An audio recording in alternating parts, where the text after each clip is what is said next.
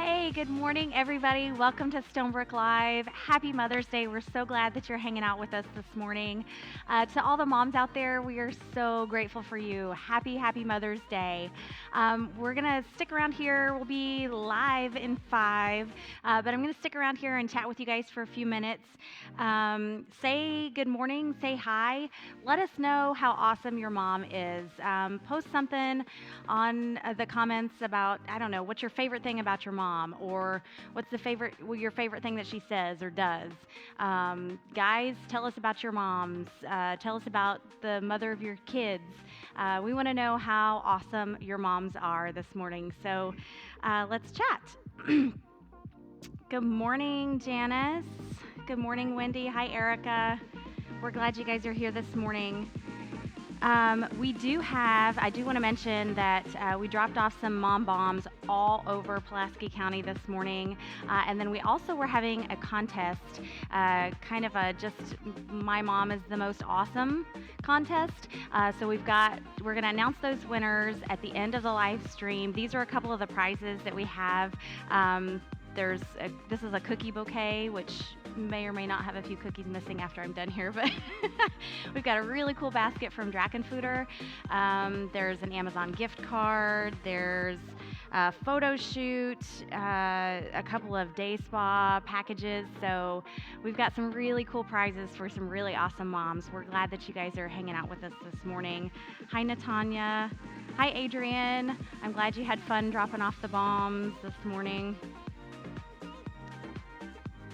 Good morning, Jenny. If you guys would take a second too and go to your Facebook page and check in at Stonebrooke Live. We would love to have you check in with us and tell everybody that you're watching this morning. You can also start a watch party, share our live feed with everybody on your Facebook news feed. We would love to have a bunch of people joining us this morning. We've got some really fun things planned today. Like I said, we're going to be giving away some great prizes. We're just really going to be honoring moms this morning because y'all are pretty awesome. Moms do a lot for us. So, hi, Doug. Good morning, Tiffany. Tiffany, they just finished dropping off mom bombs just in time to watch this morning. So thank you guys for delivering those. I know we had almost 1,000 moms that got bombed this morning, so that's pretty cool. They had some really awesome treats in them, little bath bombs and cookies and kisses and all kinds of goodness. Hi, Elizabeth. You're welcome for the mom bomb. Thanks for being a bomb mom. Sorry, that was like a bad dad joke. Good morning, Cassie. Hi, Mackenzie. Hi, Rebecca. Happy Mom Day to you too. Good morning, Crystal. Hi, Alex.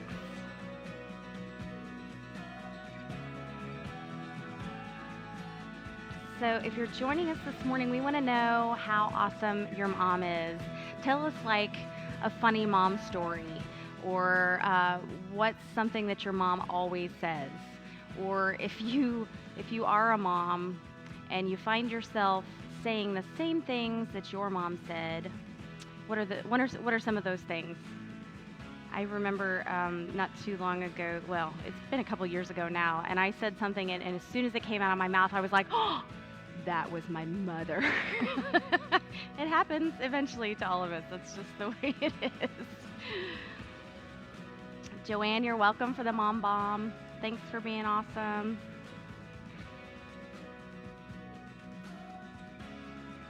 The power peanut balls in the mom bombs were delicious. Oh, yeah, I forgot there were little power bomb ball things in there. So very cool. Yeah, there were some really yummy goodies in those mom bombs. So I hope all of you guys enjoy those.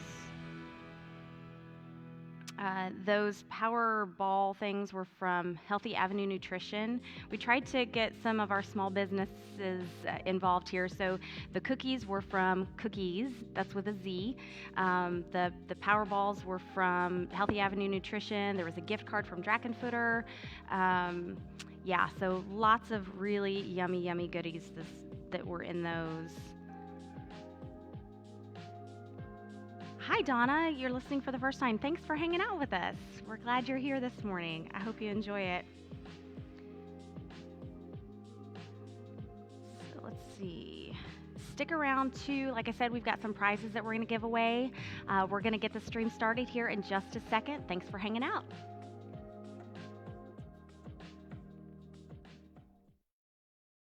Good morning, everybody. Thank you so much for hanging out with us. My name is Joe. This is Lisa and Bryce. We're going to make some music for you, so sit back and relax or dance and sing, and happy Mother's Day.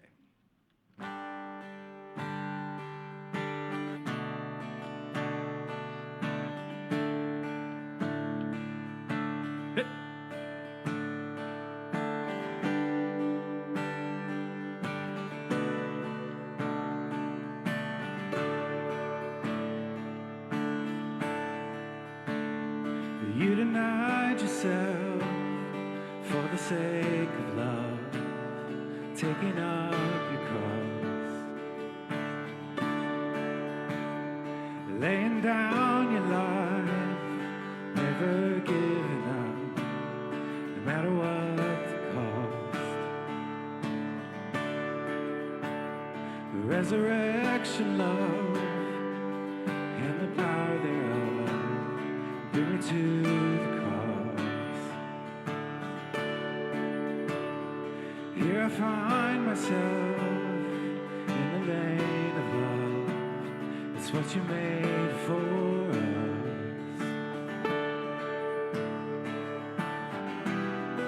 And all of my life, you're on fire.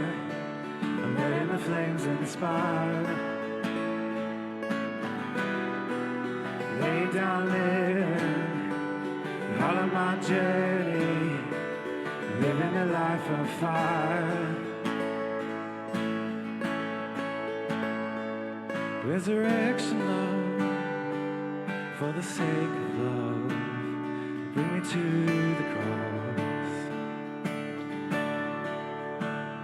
Laying down your life, never giving up, no matter what the cost.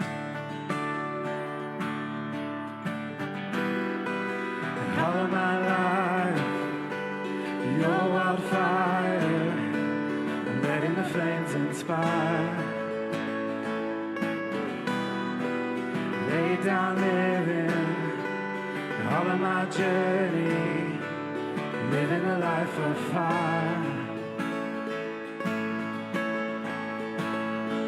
Go higher,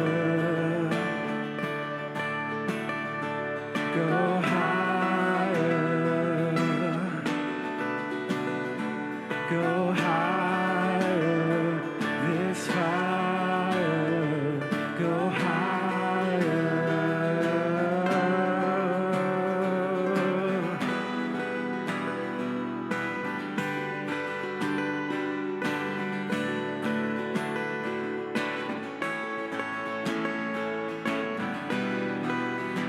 My life, you're on fire, letting the flames inspire. Lay down living all of my journey, living a life of fire.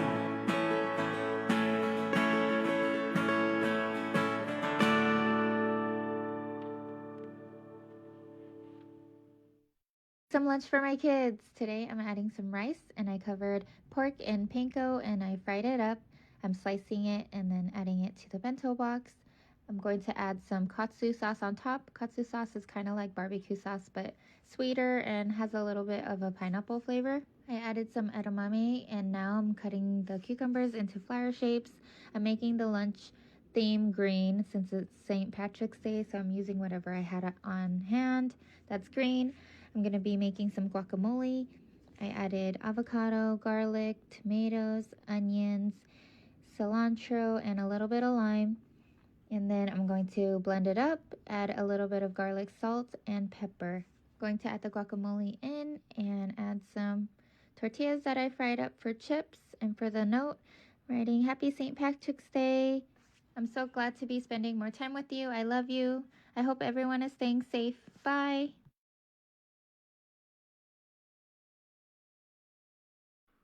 Good morning, everybody. My name's Mark, and we are really excited that you tuned in today to be with us. This is a little segment we like to call What the Heck Are You Doing?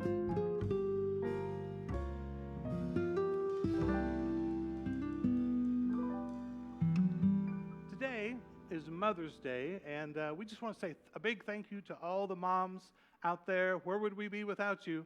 We are so grateful for you giving us life and for helping us with our life to get us raised and get us straightened out.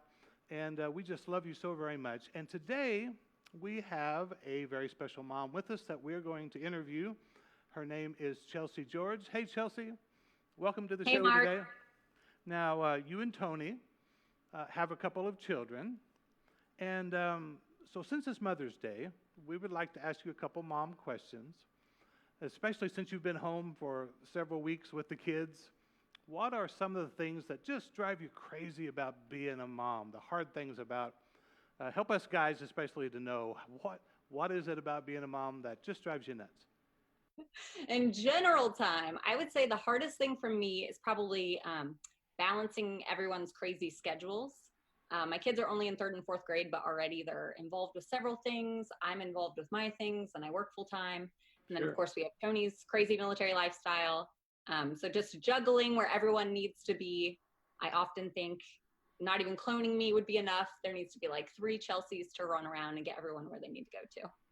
If you could say something to us guys that we should know about moms that would make your life easier, things that we could change that we're sort of getting in your way, what would you say to us guys to help us understand? So I don't know if this applies to all guys, but the way my guy works is he comes home and I'm like chomping at the bit to talk to him about every little thing. And he likes to just go disappear for a while, usually to the bathroom because that's what dudes do. So when your wife greets you like a little what are you talking about? when a wife greets you like a little puppy, excited that you are home for the day, don't disappear for an hour and leave her with the kids while all chaos is breaking loose. Maybe limit your time to 5 minutes and then come join her and entertain her conversation that she wants to have.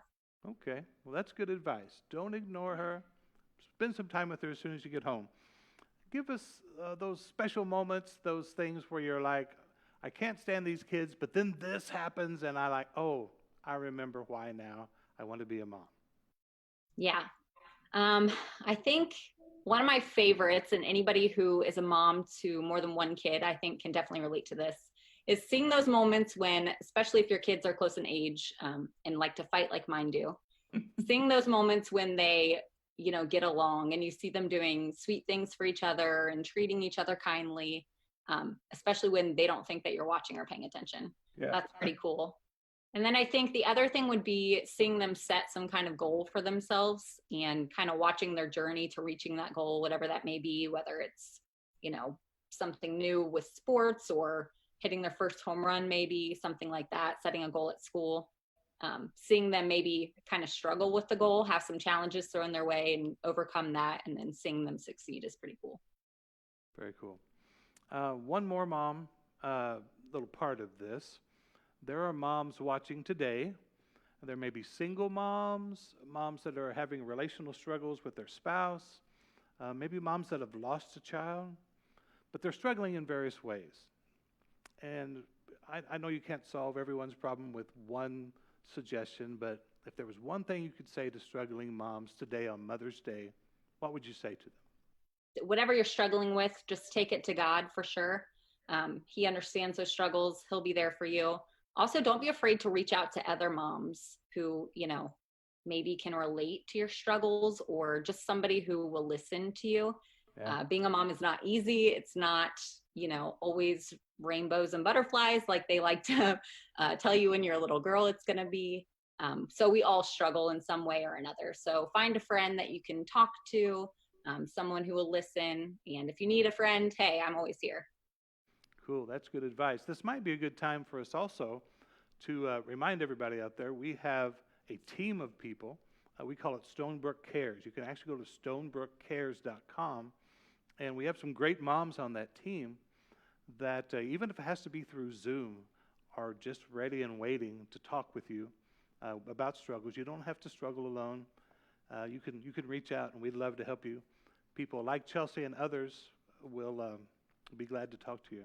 Okay, well, we're going to wrap this up, Chelsea, but before we go, we want to do a little top 5 list, sort of a la David Letterman. So we're going to talk about your top 5 reasons guys would make terrible moms. I'm ready. Okay, number 5. Okay, I want to start by saying I recruited some fellow moms to help me with this list. And number 5, we have that it's kind of like children leading children, right?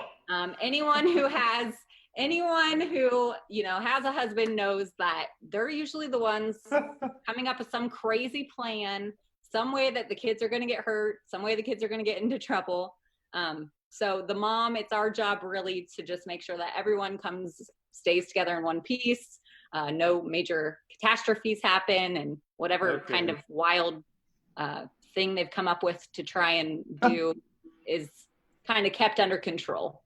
I can't relate to this at all. I just don't understand what you're talking about. Okay, that's a good one. Let's go on. Number 4. Number 4, we have the struggle that many dudes have of trying to do a hairstyle on a girl. So anyone who has a daughter has seen poor dad try and do a ponytail. They know how that goes over. So it's definitely important that we keep mom around to tame those manes and make sure that those daughters aren't going to school looking crazy. Well, that's absolutely true. I agree with you there. Okay, let's go on. These are good. Number 3. A lot of dudes struggle with the whole color coordination thing, and this can become quite an issue when dressing the children. So I think it's important to leave that to the ladies. But if the hair's bad enough, nobody notices the color coordination problem. So there you go. I don't know. Okay, these are good. How about number 2? Number 2. Oh, this is a good one. Okay. We have the fact that dudes tend to get distracted by food really, really easily. So I'm worried about keeping the kids in their care for too long because that food might distract them and they may forget about the whole taking care of the kids thing. No, we do. We get distracted by food, but it's like chocolate cake, and we just make it for breakfast for the kids. So, I mean, there we go. Solves Ooh, that's a new good one. Yeah, the well-balanced diet, you need to keep the women around for that. Okay, so for our final one, for the number 1 reason guys would make terrible moms, number 1. All the ladies watching this are going to agree with me here. The whole childbirth thing. I'm just not so sure that you gentlemen can handle it. I'm just saying. We can't. We don't even want to be around if we don't have to. But wow, yes, we are very grateful that there are moms in our life. You guys do so many things that we couldn't handle. So I really appreciate you being here, Chelsea. I hope you had a good time. I hope you guys enjoyed this time together. So now we know with Mrs. Missouri what the heck she is doing.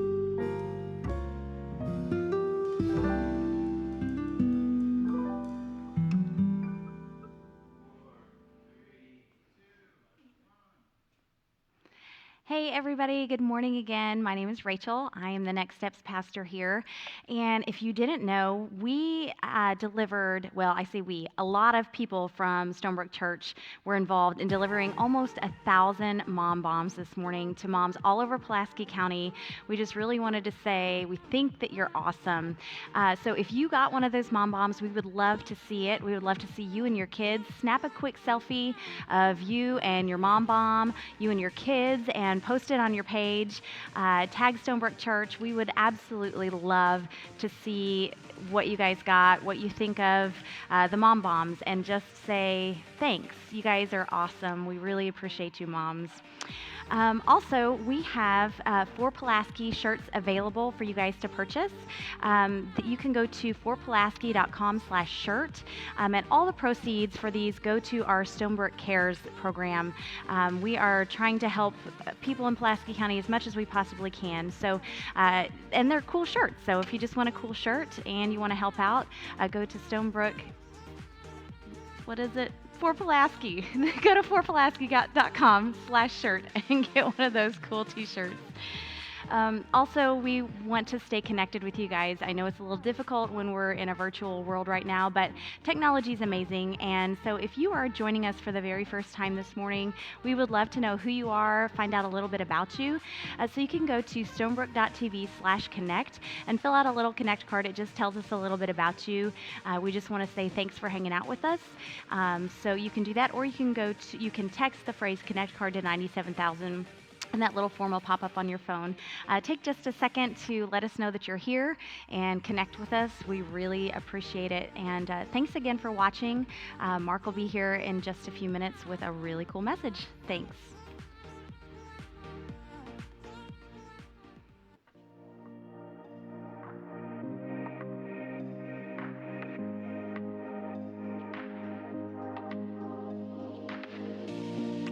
Hey, good morning, everybody.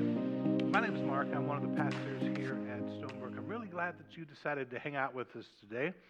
What we've been doing the past few weeks is taking some time to just sort of have a conversation between me and you and answer some questions that people have sent in over the past few weeks and just take time to discuss those here on the show.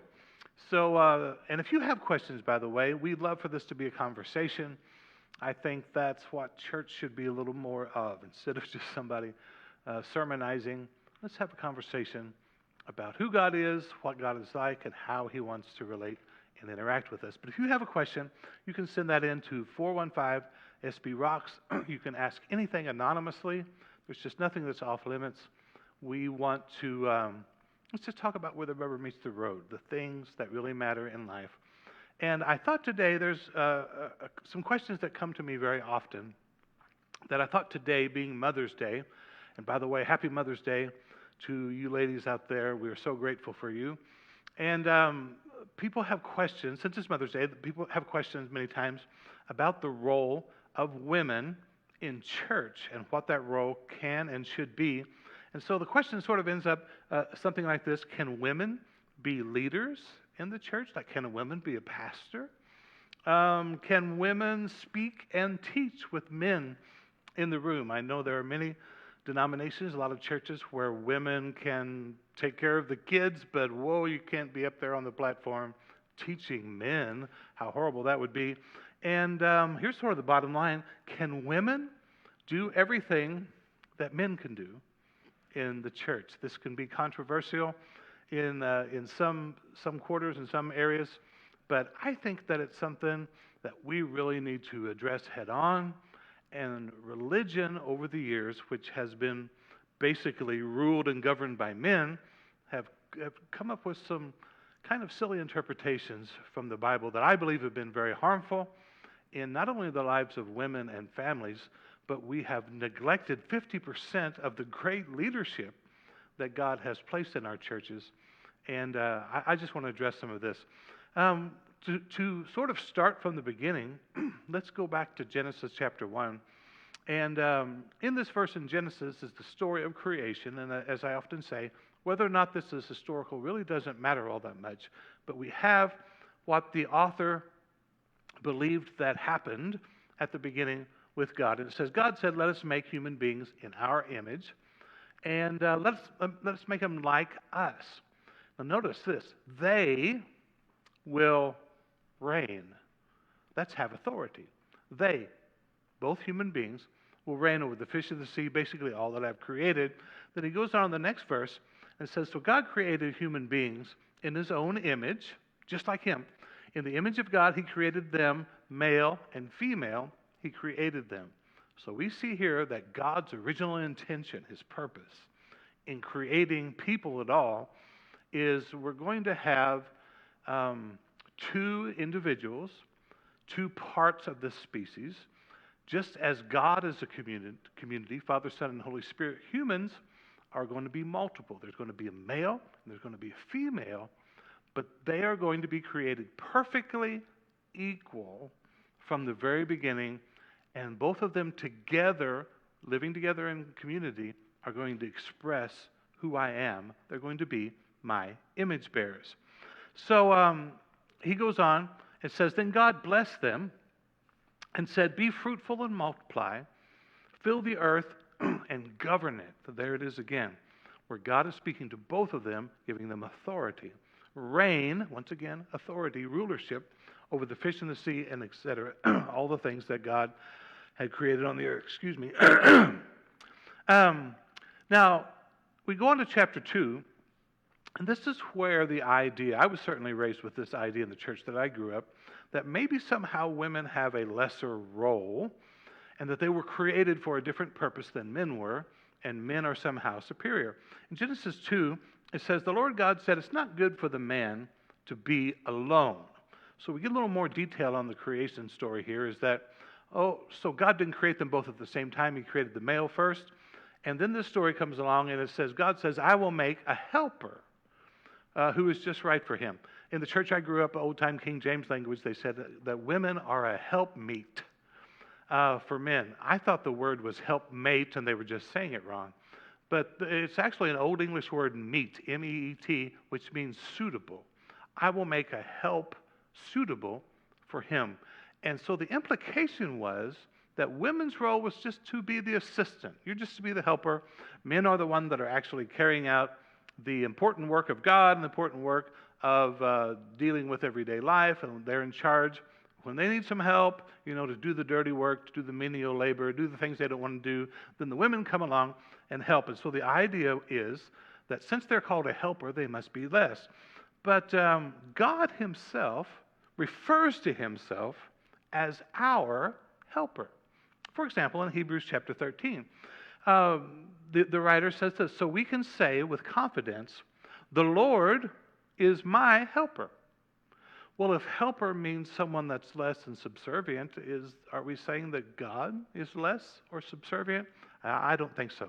Helper is actually the person that probably knows a little more and is helping the person that they are helping to do better and to understand better. So if anything, from the term that God made women as a helper for men, we could determine, because God calls himself a helper, Jesus refers to the Holy Spirit as our helper, and God being superior, that perhaps God meant for the woman to be viewed as superior. But actually, he teaches us that we were indeed created equal. Going back to Genesis in chapter 3, we find another verse that men have used for years to justify being the ones in authority and making women, sort of keeping them subservient. Genesis 3, this is after what people call the fall. That's a whole other story, but where Adam and Eve have eaten from the fruit, and they've been separated from God, not because of God, but because of their guilt. But God says, then he said to the woman, I will sharpen the pain of your pregnancy, and in pain you will give birth, and you will desire to control your husband, but he will rule over you. So what men have said is, see, here is God's directive that men, and many people blame the woman for sin and the fall, that if she hadn't eaten the apple, if she hadn't listened to the serpent, that we wouldn't be in this situation. We would still be in paradise in the Garden of Eden, which is really, really absurd. We don't have time in this short segment today to dig into that. But they use this verse to say, see, God made where men are the rulers and women are the helpers. But this is not at all what this verse is saying. It certainly isn't God giving some sort of prescription for his desire or his design.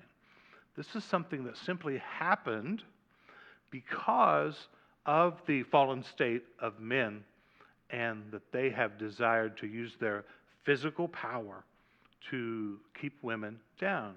But it's not at all what God had in mind. It's certainly not what Jesus came to restore in his time on the earth. In fact, after Jesus' death, burial, and resurrection in the early church, On opening day of church in Acts chapter 2, Peter begins to explain this outpouring of the Spirit that people are confused about what it is. So Peter begins to explain in Acts chapter 2. He says, what you see was predicted long ago by the prophet Joel. He says, and he begins to quote from the Old Testament, from the book of Joel. He says, in the last days, God says, I will pour out my Spirit upon all people. Your sons and daughters will prophesy. Now, this word prophesy can have various meanings. One of the definitions of prophecy is to speak under the inspiration of God, to explain and proclaim to other people something about God. In other words, in fact, many people in some Bible translations translate it, preach. Your sons and your daughters will preach. And then he goes on the next verse and said, in those days I will pour out my Spirit even on my servants and women, on my servants, men and women alike, and they will prophesy. So I wanted to give this sort of as a basis because we're going to look next at one of the most famous scriptures from the New Testament that is used to say, we like women and all, and yeah, we're equal, but when it comes to things in the church, women can't do what men can do. They have to be quiet. They can't speak in public. They can't be pastors. We can't call them pastors. I even know of churches where if there is a man in a position of the children's director, they call him the children's pastor. But if there's a woman in that position, they call her the children's director because she can't be a pastor. Well, these are some of the ridiculous things that religion does. But in 1 Timothy, the Apostle Paul writes a letter to this young pastor. Now, you need to keep this in mind. Timothy is pastoring one of the churches that the Apostle Paul started in a town called Ephesus. Timothy has some questions about some things that are going on. Paul writes him to help answer some of these questions. So in 1 Timothy chapter 2, Paul says these very famous words that have kept women down for years because religion has misinterpreted them. But Paul says this, women should learn quietly and submissively. Now, most people jump, in fact, men have jumped on this for years. See, women are supposed to be quiet and submissive. But if you don't stop and understand the cultural background of why Paul is writing this and who he's writing it to and some of the culture of the area, you'll miss the entire point. We skipped right over that third word that says women should learn. This is revolutionary in the first century. Women are very much under the authority and under the rule and the thumb of men, and they're not allowed to even receive a basic education like all the men are. But here Paul comes along and says women should get to learn. It's not just the guys that are in the synagogue that are listening to the rabbi and the women were waiting outside or the women are at home taking care of the children. Learning about who God is isn't just a guy thing. Women should learn that too. But why is he saying they should learn? See, don't overlook that. They should learn. Why is Paul emphasizing that? But then he goes on and says quietly and submissively. He goes on and it gets worse. He says, I do not let women teach men or have authority over them. Let them, once again, listen quietly. Now, to our 21st century mind, some of you women are thinking, excuse me? I don't think so.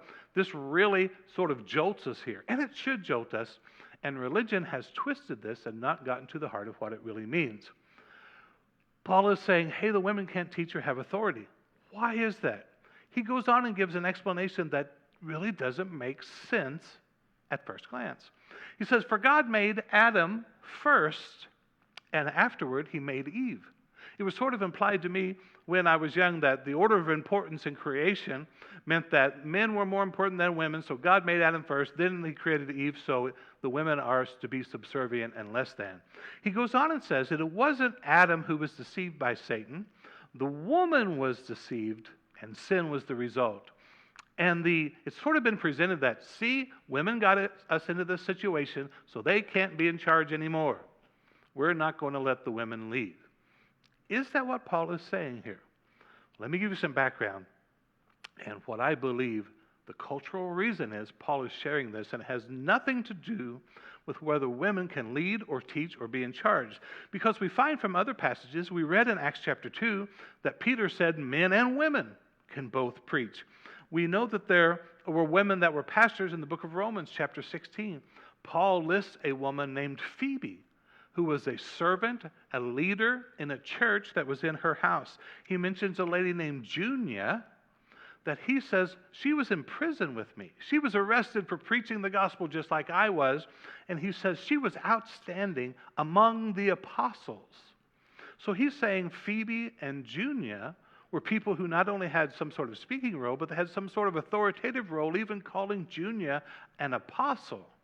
So why do we think when we come to another passage of Scripture where the same guy is talking, that suddenly he's saying, oh no, I've changed my mind, women should be quiet, not talk, and not be in charge? Well, here's one of the reasons. Paul's writing to Timothy, who is in Ephesus, and in Ephesus, there was this huge temple. Now here's a picture, a model of this temple in Ephesus. It was the temple of Artemis, or the temple of Diana. Depending on if you're Greek or Roman, you had a different name for this goddess.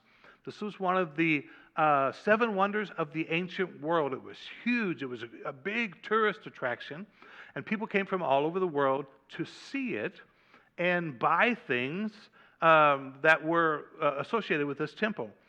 We find this out from the book of Acts, which tells the story of Paul's first journey to this town of Ephesus. This huge religion that is so important, especially to the town of Ephesus. Paul comes face to face with this religious establishment. And it says about that time, serious trouble developed in Ephesus. This is where Timothy is when Paul's writing him concerning the way. The way is Christians, Jesus followers. It began with Demetrius, a silversmith, who had a large business manufacturing silver shrines of the Greek goddess Artemis. He kept many craftsmen busy. And they began to be upset because so many people were accepting Jesus that there were not enough people around to continue to purchase their trinkets and their shrines that they were making their money from, because people were saying, hey, this god Artemis, she's not really alive, but Jesus really is. So this was affecting their business. So he stirred up the other people. And it says, at this, their anger boiled, and they began shouting, great is Artemis of the Ephesians. A riot actually breaks out, because these people are like, well, you can't threaten our personal God. This temple, this is who we've worshipped our entire life. It's about the temple. But it says when the crowd realized this person was a Jew, a person tried to stop this riot, and they realized he was a Jew. Notice they kept shouting for about 2 hours, great is Artemis of the Ephesians. Great is Artemis of the Ephesians. I just wanted to show you that this religion was huge in Ephesus. Now, what is it about this temple that would cause Paul to write to Timothy and say something about women not being able to speak? Here's the deal. The people that were in charge of the temple of Artemis, because Artemis was a goddess, the people who were the leaders of the temple were all women. The priestesses were in charge. Part of the worship was these priestesses. It's hard to say the plural. These priestess would actually engage in sex with the worshipers who came to the temple to worship the goddess Diana or Artemis. And there was sexual encounters going on with this, and there were multiple priests, which were actually more like temple prostitutes, but they were the leaders of this temple at Ephesus.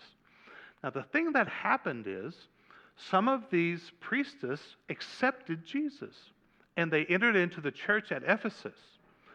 The thing that Paul is most interested in is, how do I reach those that are far from God in Ephesus?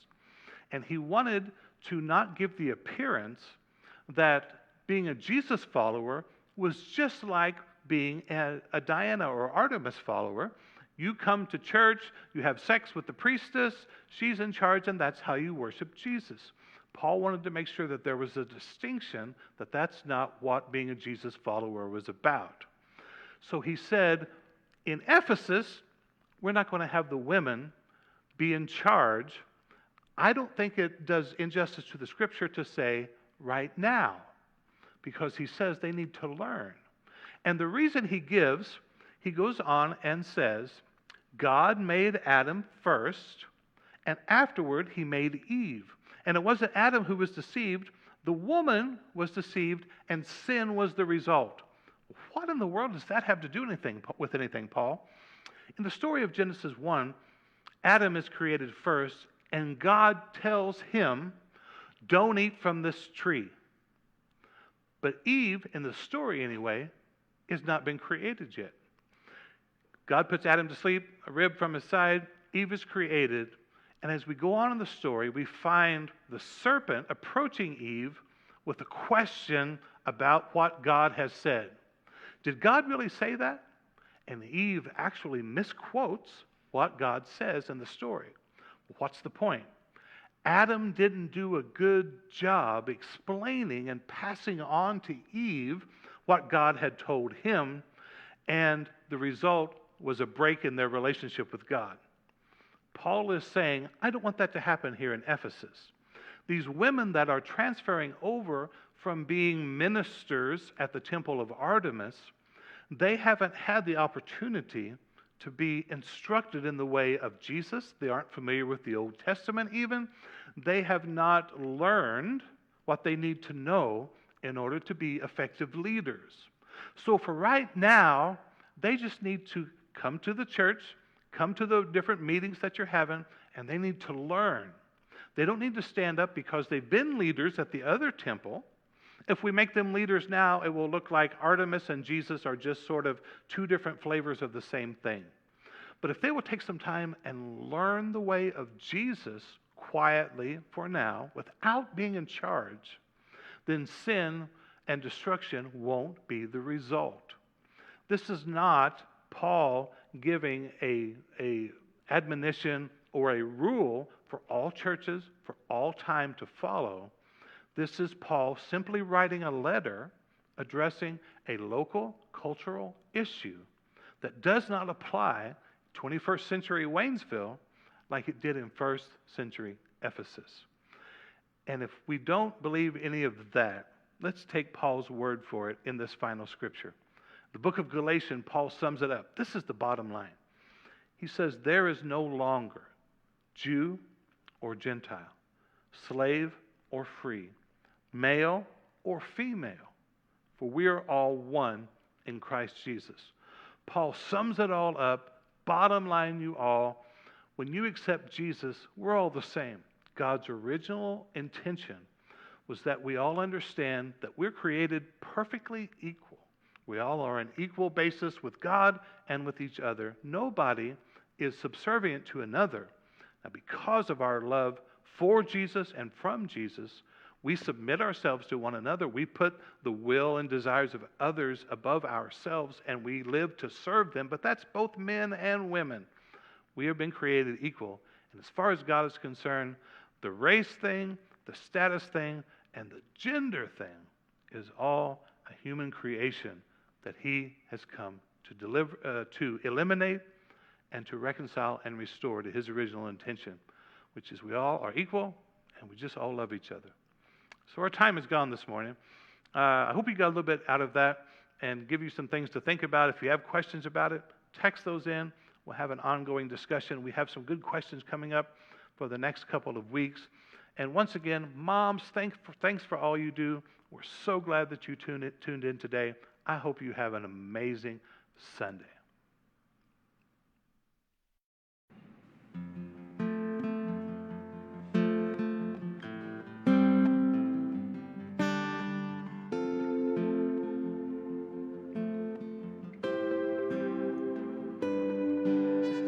God of creation, there at the start, before the beginning of time.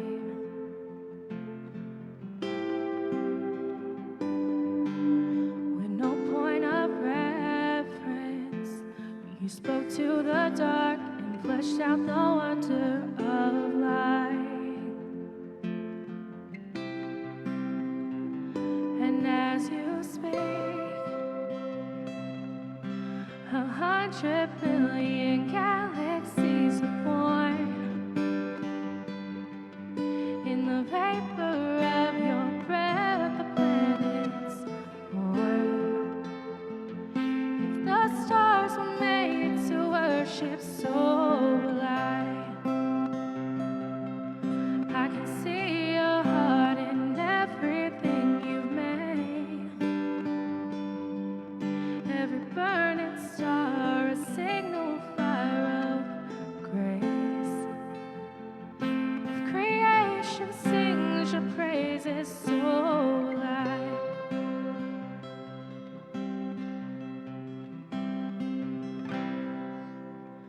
God of your promise, you don't speak in vain, no syllable empty or void.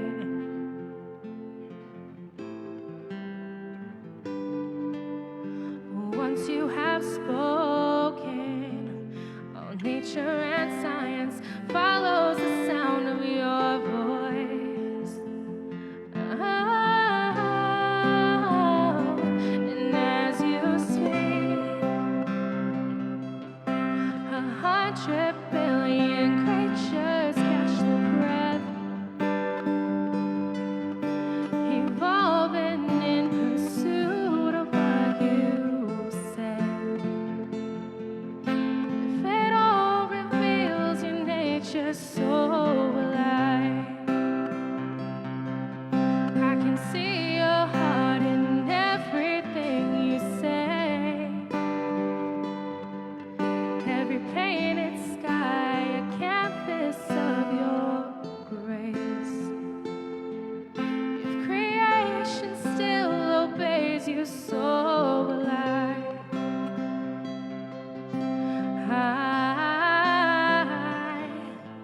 if those stars were made to worship so alive, if the mountains bow in reverence so alive, if the oceans roar your greatness so alive,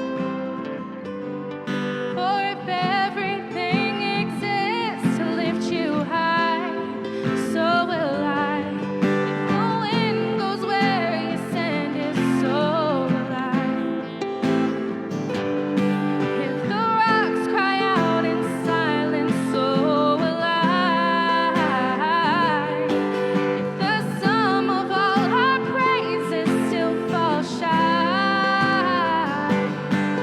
we'll sing again 100 billion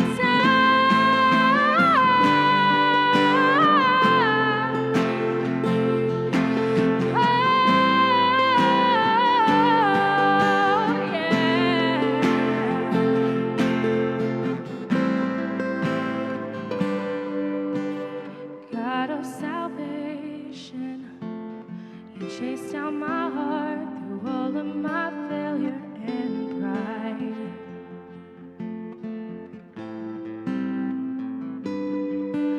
On a hill you created, the light of the world, abandoned in darkness to die. And as you speak, 100 billion failures disappear. Where you lost your life so I could find it here. If you left the grave behind you so alive, like you would again 100 billion times, but what measure could amount to your desire? You're the one who never leaves the one behind.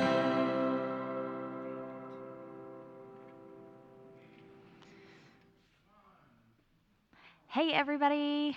I get to announce the winners of our This Mom's the Bomb Awesome Story Contest. I'm so excited. There are some really, really awesome moms in Pulaski County, and we have, well, we said we were going to do 5, but there were just too many to pick from, and so we actually have 6 gifts that we're giving away to some really, really awesome moms.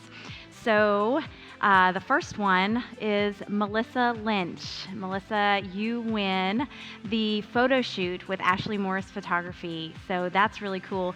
You were nominated by, it was on Instagram, so I don't know exactly who this is, but it's Genesis_Rochelle. Melissa Lynch has 7 kids. She's an awesome mom. So thank you so much for all that you do as a mom, Melissa. You get a really cool photo shoot for your family. Next up is Shauna James. Shauna, you were nominated by Rick, and you get this really cool basket from Drachenfutter. So thanks for being an awesome mom, Shauna. Let's see. The next winner is Erin Marie. Erin, you were nominated by Jay Teagues, and Erin has triplet girls, so that's pretty impressive as a mom right there. But you win a little spa package from Serenity Spa, that's in downtown Waynesville. The next winner is Drusella Cowart. Drusella was nominated by Michelle Thayer, and she gets this awesome cookie bouquet from Cookies. So congratulations, Drusella. Thanks for being such an awesome mom. The next winner is Jenny. I hope I don't mess up your last name too badly. Keown, Keown.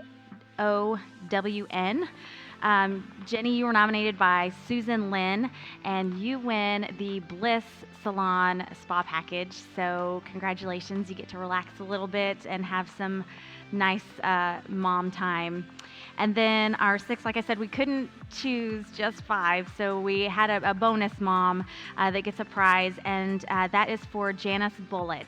And Janice was nominated by her daughter Tanisha, and you get a $50 Amazon gift card. So thank you so much, moms. We love you. You guys are awesome. If you're one of the winners, just message us at Stonebrooke Church, and we will make arrangements to get your gift to you. You can comment below also on the live feed. So thank you, moms. We could not literally do life without you. We wouldn't even be here without you. So thank you guys for all that you do for us. We really appreciate you, moms. Have a terrific day, and thanks for joining us this morning on Stonebrooke Live. We'll see you right back here next week.